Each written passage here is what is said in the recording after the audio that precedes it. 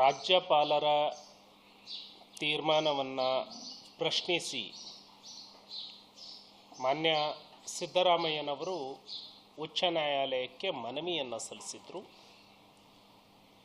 ದೀರ್ಘವಾದಂತಹ ವಿಚಾರಣೆಯನ್ನು ನಡೆಸಿದಂತಹ ಉಚ್ಚ ನ್ಯಾಯಾಲಯ ಮಾನ್ಯ ಸಿದ್ದರಾಮಯ್ಯನವರ ಅರ್ಜಿಯನ್ನು ವಜಾಗೊಳಿಸಿದೆ. ಹಾಗೂ ಘನತೆವೆತ್ತ ಉಚ್ಚ ನ್ಯಾಯಾಲಯ ರಾಜ್ಯಪಾಲರ ತೀರ್ಮಾನವನ್ನು ಎತ್ತಿ ಹಿಡಿದಿದೆ. ಪ್ರಜಾಪ್ರಭುತ್ವ ವ್ಯವಸ್ಥೆಯಲ್ಲಿ ಇತ್ತೀಚಿನ ದಿನಗಳಲ್ಲಿ ಕಾಂಗ್ರೆಸ್ನವರು ಸಂವಿಧಾನದ ಮೇಲೆ ಹೆಚ್ಚು ಪ್ರೀತಿಯನ್ನು ತೋರಿಸ್ತಾ ಇದ್ದಾರೆ. ಆದರೆ ಸಂವಿಧಾನದ ಮೇಲೆ ತೋರಿಸುವಂತಹ ಪ್ರೀತಿ ಗೌರವ ಎಷ್ಟು ನಾಟಕೀಯವಾಗಿದ್ದು, ಇವರ ಸ್ವಾರ್ಥಕ್ಕೆ ಅದನ್ನು ಹೇಗೆ ಬಳಸ್ಕೊಳ್ತಾರೆ ಅನ್ನೋದಕ್ಕೆ ಇದೇ ಉದಾಹರಣೆ. ಮಾನ್ಯ ಮುಖ್ಯಮಂತ್ರಿಗಳು ನ್ಯಾಯಾಂಗಕ್ಕೆ ಗೌರವವನ್ನು ಕೊಡೋದಾದರೆ, ಸಂವಿಧಾನಕ್ಕೆ ಗೌರವವನ್ನು ಕೊಡೋದಾದರೆ, ಈಗ ನಿಮ್ಮ ವಿರುದ್ಧ ನಾಳೆಯಿಂದ ಒಬ್ಬ ಇನ್ಸ್ಪೆಕ್ಟರ್ DYSP ರ್ಯಾಂಕಿನ ಅಧಿಕಾರಿ ವಿಚಾರಣೆಯನ್ನು ಕೈಗೊಳ್ಳಬೇಕಾಗತ್ತೆ. ನೀವು ಆರೋಪಿತರಾಗಿ ಹೇಗೆ ವಿಚಾರಣೆಗೆ ಒಳಗಾಗ್ತೀರಿ? ಒಬ್ಬ ಮುಖ್ಯಮಂತ್ರಿಯನ್ನ ಒಬ್ಬ ಇನ್ಸ್ಪೆಕ್ಟರ್ DYSP ರ್ಯಾಂಕಿನ ಅಧಿಕಾರಿ ಹೇಗೆ ತನಿಖೆಗೆ ಒಳಪಡಿಸಬಹುದು? ಸೊ ಪ್ರಾಸಿಕ್ಯೂಷನ್ ಅನುಮತಿ ಕೊಟ್ಟ ಮೇಲೆ ನೈತಿಕವಾದಂತಹ ಹೊಣೆಯನ್ನು ಹೊತ್ತು ಮಾನ್ಯ ಮುಖ್ಯಮಂತ್ರಿಗಳು ಕೂಡಲೇ ರಾಜೀನಾಮೆಯನ್ನು ಕೊಡಬೇಕು ಅಂತ ಹೇಳಿ ಒತ್ತಾಯ ಮಾಡ್ತಾನೆ. ಹಿಂದೆ ಯಡಿಯೂರಪ್ಪನವರ ವಿಷಯದಲ್ಲಿ ಏನನ್ನ ಮಾತನಾಡಿದ್ರೋ ಅದೇ ರೀತಿ ಈಗ ನಡೆದುಕೊಳ್ಳಿ ಅನ್ನುವಂಥದ್ದು ಅಷ್ಟೇ ನಾನು ಸಿದ್ದರಾಮಯ್ಯನವರಲ್ಲಿ ಮನವಿಯನ್ನು ಮಾಡಿಕೊಳ್ಳುವಂಥದ್ದು. ಬೇರೆ ಏನನ್ನೂ ಕೇಳ್ತಾ ಇಲ್ಲ ನಾನು. ನೀವು ಹಿಂದೆ ಯಾವ ಮಾತುಗಳನ್ನು ಆಡಿದ್ದೀರೋ ಅದೇ ಮಾತಿನ ಪ್ರಕಾರ ಈಗ ನಡೆದುಕೊಳ್ಳಿ. ಸೊ ಕಷ್ಟ ಆಗತ್ತೆ. ನೀವು ಆಡೋದೊಂದು, ನಡವಳಿಕೆಯಲ್ಲಿ ಒಂದು ಅಂತ ಹೇಳಿದ್ದಾಗ ಕಾರ್ಯಕರ್ತರಿಗೆ ಗೊಂದಲ ಉಂಟಾಗತ್ತೆ. ಎರಡನೇದಾಗಿ, ಈ ಸರ್ಕಾರ ಸಂಪೂರ್ಣವಾಗಿ ಭ್ರಷ್ಟಾಚಾರದಲ್ಲಿ ಮುಳುಗಿದೆ. ಸರಿಸುಮಾರು 1.5 ವರ್ಷದ ಅವಧಿಯಲ್ಲಿ ಯಾವ ಕ್ಷೇತ್ರಗಳಿಗೂ ಕೂಡ ಅಭಿವೃದ್ಧಿಗೆ ಅನುದಾನ ಬರ್ತಾ ಇಲ್ಲ. ಸಾರಿಗೆ ಇಲಾಖೆ ಸಂಪೂರ್ಣವಾಗಿ ಸಾಲದ ಸುಳಿಯಲ್ಲಿ ಸಿಲುಕೊಳ್ತಾ ಇದೆ. ಹಾಗಾಗಿ ಅಭಿವೃದ್ಧಿಗಳು ಇಲ್ಲ. ಎಲ್ಲ ವಿಧದಲ್ಲಿಯೂ ಕೂಡ ಭ್ರಷ್ಟಾಚಾರ ಈ ರಾಜ್ಯದಲ್ಲಿ ತಾಂಡವ ಆಡ್ತಾ ಇದೆ. ದಲಿತರಿಗೆ ಅನ್ಯಾಯ ಆಗಿದೆ, ರೈತರಿಗೆ ಅನ್ಯಾಯ ಆಗಿದೆ. ಗೃಹಲಕ್ಷ್ಮಿ ಯೋಜನೆ ಯಾರಿಗೂ ಕೂಡ ಬಿಡುಗಡೆ ಆಗ್ತಾ ಇಲ್ಲ. ಹಾಗಾಗಿ ಕಾಂಗ್ರೆಸ್ ಶಾಸಕರು ತಲೆ ಎತ್ಕೊಂಡು ಹಳ್ಳಿಯಲ್ಲಿ ಓಡಾಡುವಂತಹ ಪರಿಸ್ಥಿತಿ ಅವರಿಗೆ ಇಲ್ಲ.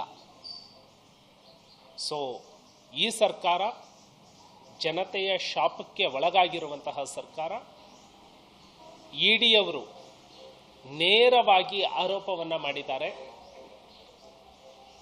ST ಕಾರ್ಪೊರೇಷನ್ನಿನ ಹಣ ಪರಿಶಿಷ್ಟ ಪಂಗಡದವರ ಅಭಿವೃದ್ಧಿಗೆ ಇದ್ದಂತಹ ಹಣ ನೇರವಾಗಿ ಚುನಾವಣೆಗೆ ಬಳಸಿದ್ದಾರೆ ಅಂತ. ಹಾಗಾಗಿ ಸಂಡೂರು ಶಾಸಕರು ಈಗೇನು ಬಳ್ಳಾರಿಯ ಸಂಸದರಾಗಿದ್ದಾರೆ, ಈ ತುಕಾರಾಮ್ ಅವರು ನೈತಿಕ ಹೊಣೆಯನ್ನು ಹೊತ್ತು ಲೋಕಸಭಾ ಸದಸ್ಯತ್ವ ಸ್ಥಾನಕ್ಕೆ ರಾಜೀನಾಮೆಯನ್ನು ಕೊಡಬೇಕು. ಇಲ್ಲದೇ ಇದ್ದಲ್ಲಿ BJP ಕಾನೂನಿನ ಹೋರಾಟವನ್ನು ಮಾಡ್ತಾ ಇದೆ. ಚುನಾವಣಾ ಆಯೋಗ ಅವರ ಸದಸ್ಯತ್ವವನ್ನು ರದ್ದುಪಡಿಸುತ್ತೆ ಅನ್ನುವಂತಹ ವಿಶ್ವಾಸ ನನಗೆ ಇದೆ.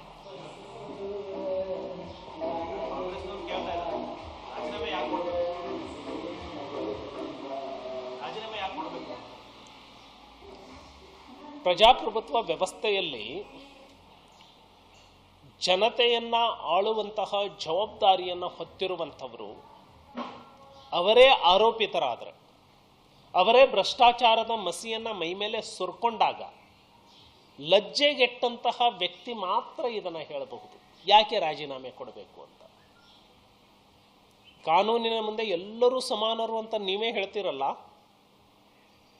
ಹಿಂದೆ ನೀವೇ ಕೇಳಿದ್ರಲ್ಲ ಸಣ್ಣ ಆರೋಪಗಳು ಬಂದಾಗ ರಾಜೀನಾಮೆ. ನಾಗೇಂದ್ರ ಅವರ ಮೇಲೆ ಆರೋಪ ಬಂದಾಗ ನಾಗೇಂದ್ರ ಅವರ ರಾಜೀನಾಮೆಯನ್ನು ಪಡೆದುಕೊಂಡ್ರು.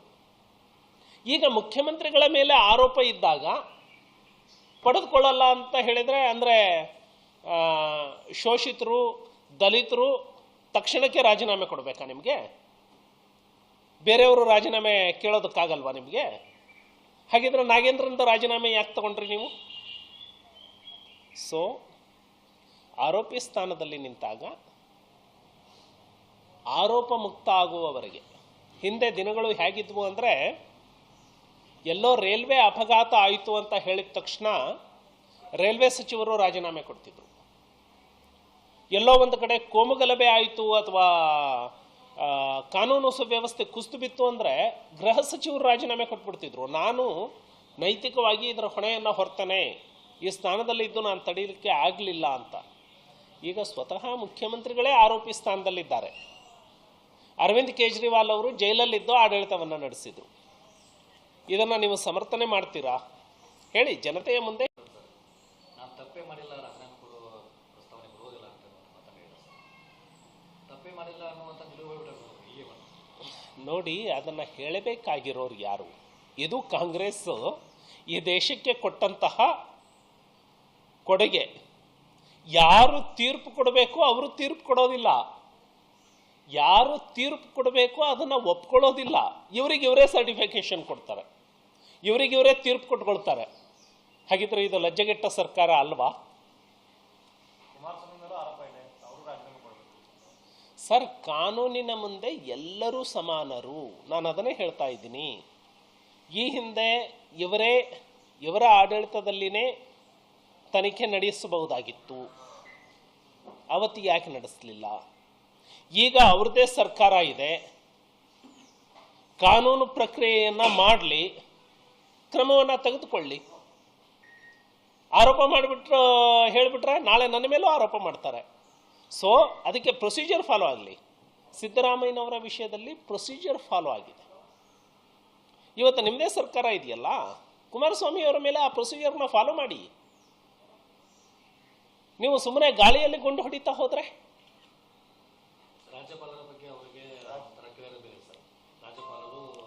ಕೇಂದ್ರ ಸರ್ಕಾರದ ಅವರಿಗೆ ಯಾರ ಬಗ್ಗೆ ಕೇಳಿರಮೆ ಇಲ್ಲ ಹೇಳಿ?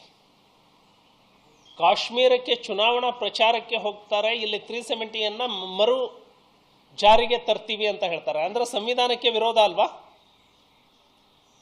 ಈಗ ಸಂವಿಧಾನವನ್ನು ತಿದ್ದುಪಡಿ ಮಾಡಿ ಆರ್ಟಿಕಲ್ 370 ತೆಗೆದು ಕಾಶ್ಮೀರದಲ್ಲಿಯೂ ಕೂಡ ಭಾರತದ ಸಂವಿಧಾನ, ಅಂಬೇಡ್ಕರ್ ಅವರ ಸಂವಿಧಾನ ಅಲ್ಲಿ ಅಪ್ಲೈ ಆಗೋ ರೀತಿ, ಅನ್ವಯ ಆಗೋ ರೀತಿ ಮಾಡಿದ್ದೀವಿ.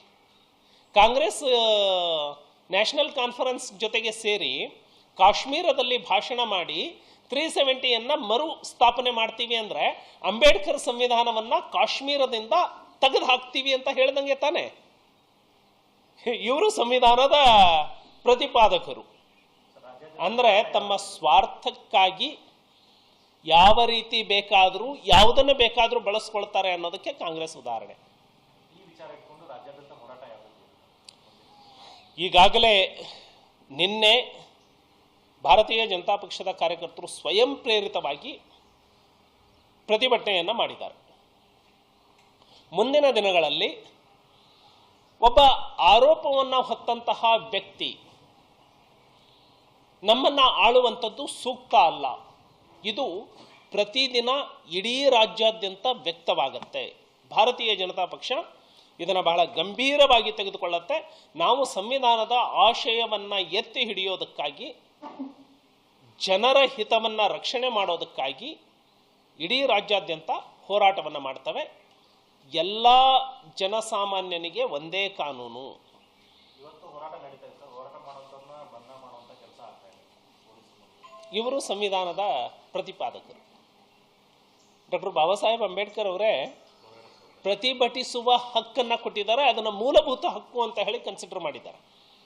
ಎಮರ್ಜೆನ್ಸಿಯನ್ನು ಜಾರಿಗೆ ತಂದವರು ಅಘೋಷಿತವಾದಂತಹ ತುರ್ತು ಪರಿಸ್ಥಿತಿಯನ್ನು ಜಾರಿಗೆ ತರ್ತಾ ಇದ್ದಾರೆ. ಹಾಗಾಗಿ ಸಂವಿಧಾನಕ್ಕೆ, ಈ ನೆಲದ ಕಾನೂನಿಗೆ ನಾವು ಹೋಗಿರಲಿಲ್ಲ ಕೋರ್ಟಿಗೆ. ಮಾನ್ಯ ಮುಖ್ಯಮಂತ್ರಿಗಳು ಅವರಾಗಿ ಕೋರ್ಟಿಗೆ ಹೋಗಿತ್ತು, ನಾವು ಹೋಗಿರಲಿಲ್ಲ. ರಾಜ್ಯಪಾಲರು ಕೋರ್ಟಿಗೆ ಹೋಗಿರಲಿಲ್ಲ, BJP ಪಕ್ಷ ಕೋರ್ಟಿಗೆ ಹೋಗಿರಲಿಲ್ಲ. ರಾಜ್ಯಪಾಲರು ಅಲ್ಲಿ ಉತ್ತರವನ್ನು ಕೊಟ್ಟರು ವಕೀಲರ ಮೂಲಕ ಅಷ್ಟೇ, ನಾನು ಕಾನೂನು ಕ್ರಮವನ್ನು ಹೇಗೆ ಜರುಗಿಸಿದ್ದೀನಿ ಅಂತ.